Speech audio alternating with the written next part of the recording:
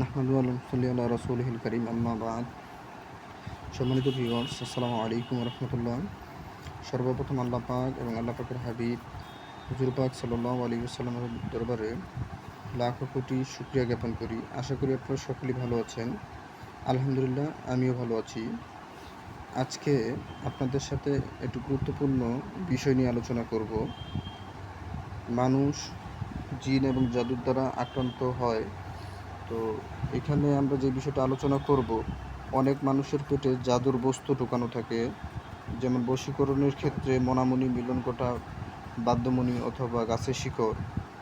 এছাড়াও জাদুর বস্তুর ক্ষেত্রে নখ, চুল, বিভিন্ন প্রাণীর হাড়, দাঁতের গুঁড়া খাওয়ানো হয়ে থাকে বিভিন্ন খাদ্যদ্রব্যের মাধ্যমে। তো সেই সমস্যাটা আমরা কিভাবে সমাধান করব এবং কিভাবে সমাধান করা সম্ভব, এই বিষয়টা নিয়ে বিস্তারিত আলোচনা করব ইনশাল্লাহ। তো এই তদবিরটা করতে গেলে আপনাদের সর্বপ্রথম যে জিনিসগুলো প্রয়োজন হবে, সেই উপাদানগুলো আমি একটা একটা করে আপনাদেরকে দেখাচ্ছি এবং বিস্তারিত আলোচনা করব। সর্বপ্রথম এরকম একটি মাটির ঘটি নেবেন। এই যে দেখতেছেন আমার হাতে, এরকম একটা ঘটি সংগ্রহ করবেন। করার পরে আপনারা এরকম কিছু আটা নেবেন, 100 গ্রাম পরিমাণ আটা। এই আটাটাকে পানিতে ঘুলিয়ে গুলি বানাবেন। যেভাবে রুটি বানানোর জন্য আটার খামির তৈরি করা হয়, ঠিক এভাবেই তৈরি করবেন, 80 থেকে 100 গ্রাম পরিমাণ বা মিষ্টি সাইজের। এরপরে আপনার প্রয়োজন হবে এরকম একটি সরিষার তেলের বোতল, 80 মিলি থেকে 100 মিলি। তবে সবচাইতে উত্তম হলো যে কাঠে ভাঙা ঘানি সরিষার তেল।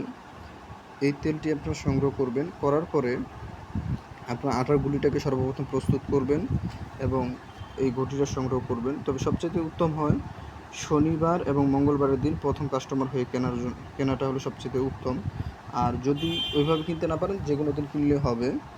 এরপরে আপনি এই সরিষার তেলটির বোতলটাকে সর্বপ্রথম আগে হাতে নেবেন। নেওয়ার পরে আপনাদের যে করণীয়, সর্বপ্রথম আপনারা করবেন কি, ইস্তেগফার শরীফ 11 বার পড়বেন পুরাটা। এরপরে দুরুদে ইব্রাহিম 11 বার পড়বেন বা 3 বার পড়বেন বা 7 বার পড়বেন। এক কথায় ইস্তেগফার শরীফ এবং দুরুদ শরীফ 3 বার, 7 বার, 11 বার পড়বেন। পড়ার পরে সূরাতুল ফাতিহা বিসমিল্লাহর সাথে 7 বার পড়বেন, 7টা ফু দিবেন। এবং সূরাতুল ইখলাস 7 বার বিসমিল্লাহর সাথে পড়বেন এবং 7টা ফু দিবেন। এরপর তেলটা প্রস্তুত হয়ে যাবে। তেলটা নিচে রাখা যাবে না। এই তেল আটা যখন প্রস্তুত হয়ে যাবে, রুগীকে আপনি শোয়াবেন। তবে এখানে নাভি খোলার ক্ষেত্রে আরও একটা গুরুত্বপূর্ণ বিষয় আছে, যে যেই রুগীর আপনি নাভি খুলবেন, সেই রুগী বাসি পেটে থাকতে হবে, বাসি পেটে থাকবে।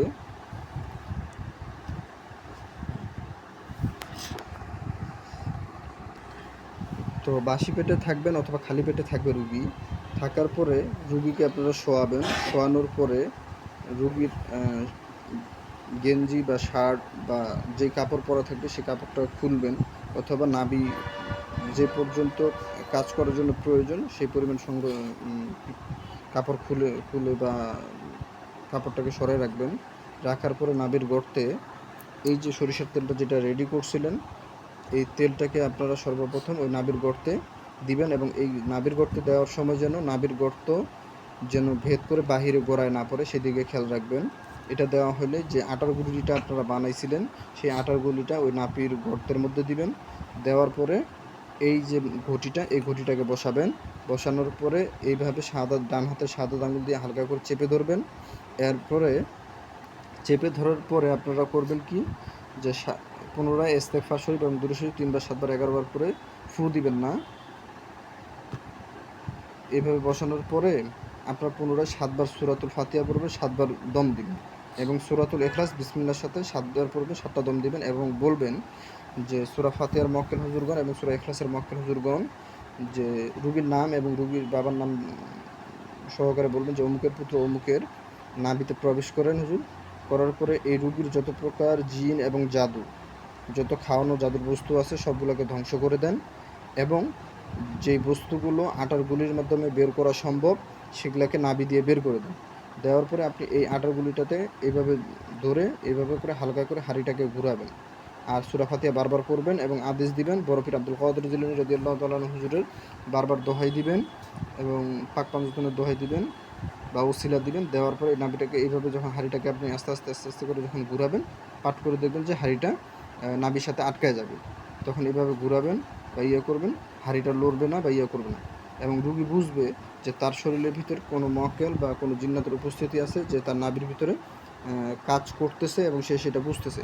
এরপরে এভাবে ঘোরানোর পরে দেখবেন যে এক পর্যায়ে 5, 7, 10, 15, 20 মিনিট, আধা ঘন্টা পরে দেখবেন যে এই এটা ছেড়ে দিবে। ছেড়ে দিলে এই ঘটিটাকে রেখে দিবেন। তারপর আটার গুলিটাকে খুলবেন। খুলে দেখবেন যে ওইটার ভিতরে নখ, চুল বা বিভিন্ন দ্রব্য যেগুলো আছে বা কালো ছাইয়ের মতো ময়লা, অথবা এটাকে ঘোরানোর পরে আবার ওই নাভির উপরে ওই আটাটাকে এভাবে করে বারবার করে ঘুরাবেন। ঘুরাইলে পরে দেখবেন যে ওই আটাটা কালো হয়েছে, চুল আসছে, নখ আসছে, বালু আসছে, এইভাবে করে আসবে। তো ইনশাল্লাহ আশা করি আপনারা সকলে ভিডিওটা বুঝছেন। তারপর আমি হাই রেজুলেশনে এই জিনিসটা দিয়ে দিব। তো আমি এবার বিস্তারিত আলোচনা করব। এই ভিডিওটাতে আপনাদের যা যা প্রয়োজন হবে: একটি মাটির ঘটি, একটি তেলের বোতল এবং আটা। এটা প্রথমে আপনারা সংগ্রহ করে নেবেন। নেওয়ার পরে প্রস্তুত। তো এবার বিস্তারিত আলোচনাটা করব আমরা, যে আপনারা মাটির ঘটি একটা সংগ্রহ করবেন, এই যে এটা। তারপরে একটা সরিষার তেলের বোতল সংগ্রহ করবেন এবং আটাও সংগ্রহ করবেন। এই করা শেষ। প্রথম ধাপ হলো এইটা।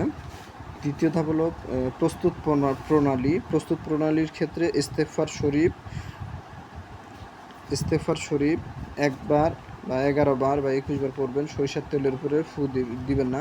বিসমিল্লাহর সাথে এই যে সূরা ফাতিহা 7 বার পড়বেন, 7 বার দম দিবেন এবং 7 বার আদেশ দিবেন। বিসমিল্লাহ সহকারে সূরা ইখলাস 7 বার পড়বেন এবং 7 বার দম দিবেন। এরপরে দ্বিতীয় ধাপ হলো যে আটা নিতে হবে।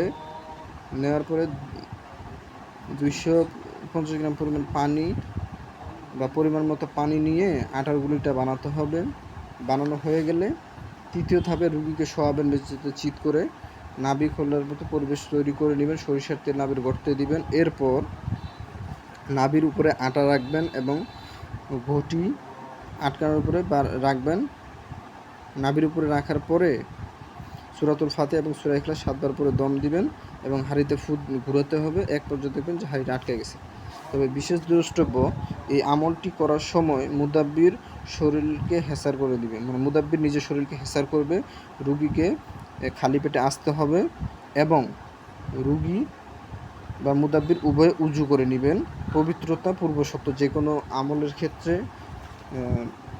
পবিত্রতা চিরন্তন সত্য। আশা করি আপনারা সকলেই আমলটি বুঝছেন। এরপরও যদি আপনারা না বুঝেন, তাহলে সেই ক্ষেত্রে আপনারা সকলে আমার ডেসক্রিপশন বক্সে কমেন্ট করবেন বা প্রশ্ন করবেন। ইনশাল্লাহ আমি সময় মতো করে উত্তর দেওয়ার চেষ্টা করব। তো আশা করি উম্মতে মুহাম্মদের খেদমতের জন্য আল্লাহ পাক সর্বপ্রথম আমাকে কবুল করুন এবং সেই সাথে আপনাদের সকলকে কবুল করুন। সকলেই ভালো থাকবেন, সুস্থ থাকবেন। আমার জন্য খাস করে দোয়া চাই। আসসালামু আলাইকুম ওয়া রাহমাতুল্লাহি ওয়া বারাকাতুহু।